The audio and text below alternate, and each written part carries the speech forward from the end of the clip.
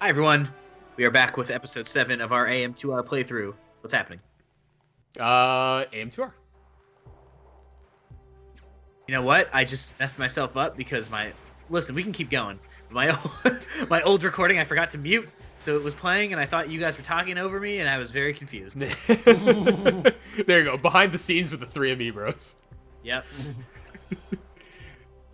There's a hidden thing right here. I got it. Sometimes those hidden things are so obvious, and when they're not, I get so mad. Yeah, and now you're back where you started. Yeah. Yeah, I didn't even get the thing. I think it trolled you. It did. I mean, it sort of did. Or you trolled you. Are you going all the way back up? Well, you have to because you can't get back in. Or no, I'm going up to explore. I think I've said screw it to that bonus thing, and I'm going to explore the left side of this map. Are you that petty, Dan? Well, yeah. Also, one thing about this episode is that I forgot that I had the jumpy thing. Yeah, I was gonna say that like in the last part because you were just like bombing your way to jump and thinking, wait a second, didn't you get the thing? Yeah, it took me a little while to remember all the things that I had because I think it had been maybe a couple weeks. That happens a couple times in this playthrough, I'm not gonna lie. Oh, it's always difficult going back to a game after you that happened with me with Skyward Sword. I played through like all of the game, and then I think the final world, for some reason, I just put it down for a year, and then going back to it was like, oh. I think at that point, if I put a game down for a year, I'm done with it. Though I shouldn't say that because I keep wanting to go back to XCOM 2, and probably at this point it's been almost a year. I keep having that issue with the Persona games and really any RPG because like any RPG is terrible for that. Yeah, and I've played a lot of Persona, but I've never finished any of the games. Man, what? You should dedicate yourself to beating Persona 4 because that game. I actually, basically what I have is like what I did was I started to dedicate myself to doing them, I guess, in chronological order based on like what the ones I have. So like I have 3. And I have never finished 3, but I've gotten like far in it. And then because I think I explained before like how my PS2 was like really shit. Yeah. And I could never really finish it because I kept overheating. That's what kept me off of finishing it. And then I came back years later when my PS2 worked better, although now it started acting up again. I have no clue what's going on anymore. I better start from the beginning. And I swear I've done that at least twice. So yeah, so I am still at the point where I restarted. I'm progressively getting my way through it, but I'm still at the point where I've just still not finished it, and I want to finish 3 so that I can get to 4, and then I can get to Q, and Q is a spin-off. Like Q is not at all the same thing. Yeah, but so is like Persona 4 Arena. I played Persona 4 Arena. I've sort of held off, even though I own it. I've been held off playing a lot of Persona 4 Ultimax just because of that. Interesting. I mean, yeah, those games are. I mean, I know there's a story mode in that like piggybacks off of the ends of both of those games, but like, in terms, I mean, you know, those games are not super related, and they're fun, and there's spin-offs, and that's great. But like, when people talk about how good Persona is, they're talking about 3 and 4.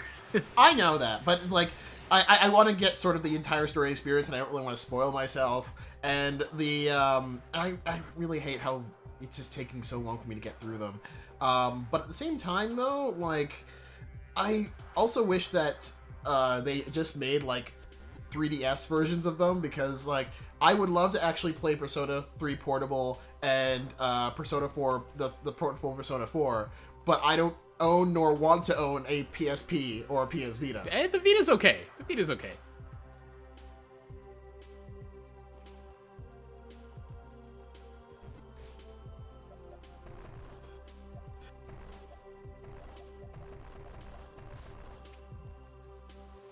No, I'm not saying it's a bad system. There's just like there is literally nothing I really want on it besides Persona. I mean, the point of a Vita, honestly, is just to like, because it has a bunch of indie games on it, and it will let you. Oh my god, I can't believe I did this again. Wow. You just had to make absolute sure that the item wasn't hidden here. It's a good console if you want to play a bunch of like good indie games and you want to have portable versions of those. Between that and Persona 4, it's actually like a pretty good. It's a decent investment. You can get them for pretty cheap. Okay, I'm not smacking the PSP or Vita. I'm sure like they're good like handhelds. It's just that there's like nothing I really want on them to really justify me buying them besides maybe this one or two things. It's the same reason why I don't have a PS4 or an Xbox One. Sure, yeah. Like, you can't justify it for the small amount of games that you would actually want for the system. It's not even that. It's not only that. It's just like there's that, and also the fact that basically everything that comes out on them comes out on PC. So why do I need another like $400 black box? Yeah, I mean, I got a PS4 for Persona 5, straight up. It's coming out on PS3 though. No, it's not. Yeah, it is. I'm gonna look that up. I'm pretty sure they did. It would be weird if it came out on PS3 right now. Because the PS3 is not a system that exists right now. Yeah, it's still slated to come out for PS3. What? Yeah! That might be... If you're just looking on a Wikipedia page right now, you might want to scroll through where there's the point. I don't know. Literally, the first thing on Google is atlas.com/Persona 5. Persona 5 for PS3 and PS4! !Atlas. I assume both of you are rocking the wikis right now, so... No, I'm rocking Google. I'm rocking Google. I'm not even rocking Wikipedia.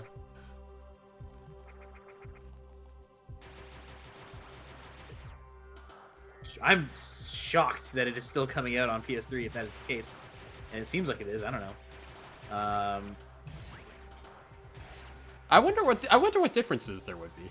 That PS3 version is probably going to like look a lot worse.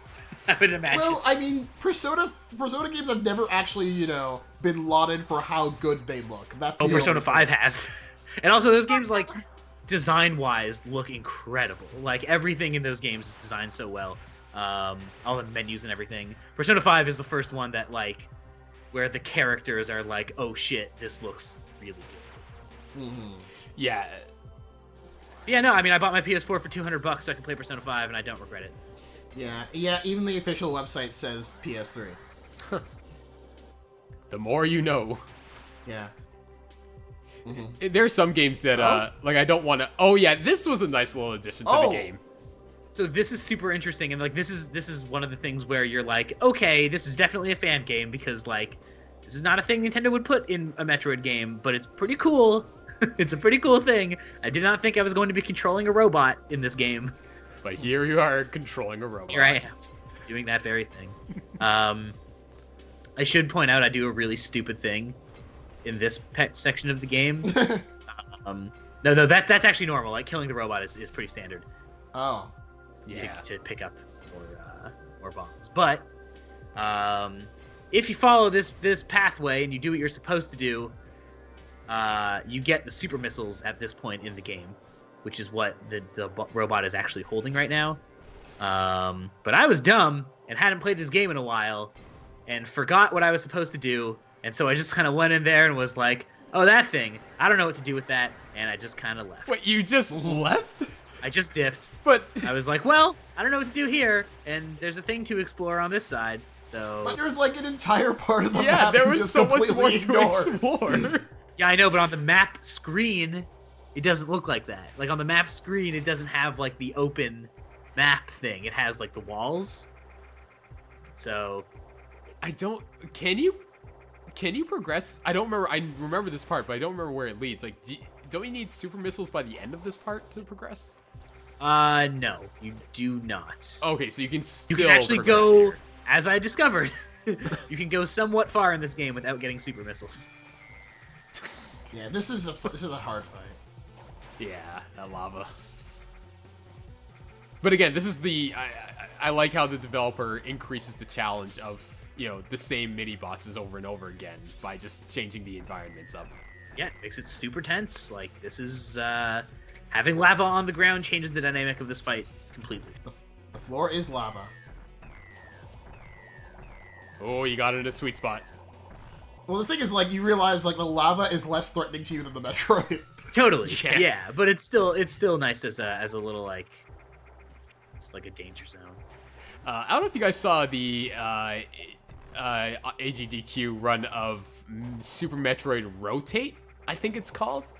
But it's basically Super Metroid, but rotated. The entire game is rotated 90 degrees. What? It's very interesting. There's a lot of wall jumping to be done. The person playing it, I don't remember their name, but holy cow. I guess so. Okay, if that's the case, if they can play games like that, I assume that they can totally play AM2R and it's fine. Right? So right now we're watching Samus just chill out in the sauna. Yeah, just hanging out. She's gonna get one hell of a tan.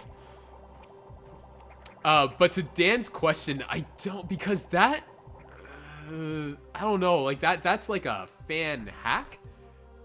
It's not like a fan-made game using the IP and the properties of, you know, I don't know. It is like it's a hack of a thing that was meant to be one way, using IP and presented in this way, and you are changing it to present it in a different way, which was not sanctioned by the company that made it. I guess. Right? So it's like the same concept, I feel like. Yeah, I think it depends how it's like looked at from a legal matter. And I got stuck at this exact same part too. When you keep getting knocked back through the door, it's just the worst. Yeah, I killed them because I needed the health. But then you end up losing the health by trying to Yeah, kill them. man, these guys are... I know, I remember this part very vividly. Do they damage you if they crash into you? They do. Yeah, this part sucks. I remember my palms sweating. Your palms were sweaty, knees deep, arms were heavy. Yeah, that's right. And like these things are notorious for not giving you health for some reason in this hallway. Yeah, I think Dan, if I'm not mistaken, you are going to refill. Yeah, because that's exactly what I had to do.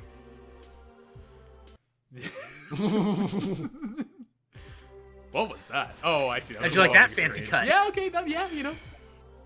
7 out of 10. Yeah. A for effort. I wonder if we can upload Dora.exe into Samus's helmet, just so that she can help find her way. Interesting. Okay. Wasn't sure where that joke was going. Because it would have a map. Yeah. You're not wrong.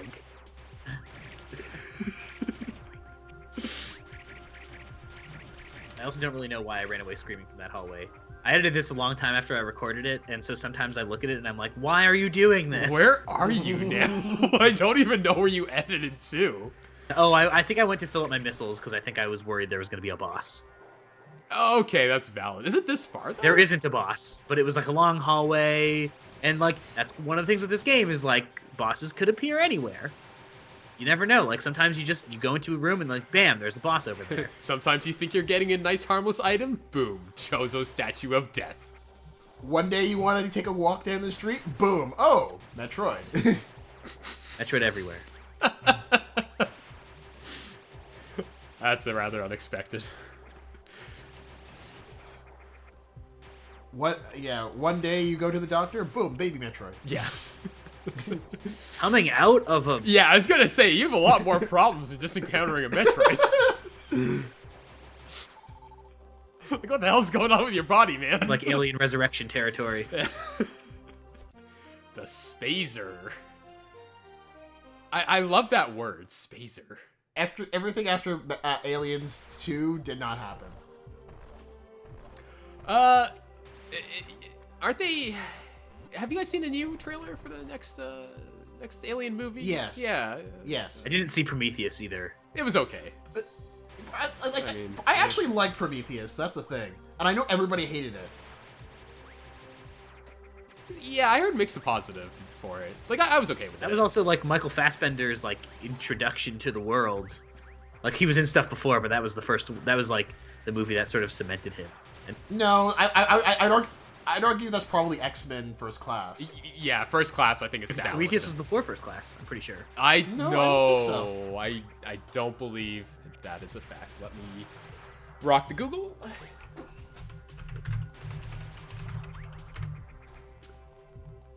First Class came out 2011. Oh shit, you're right. Prometheus is 2012. Yeah. Whatever, you're right. It was First Class.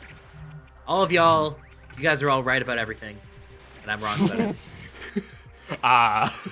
Finally, acceptance. The truth comes out. Are you saving here again?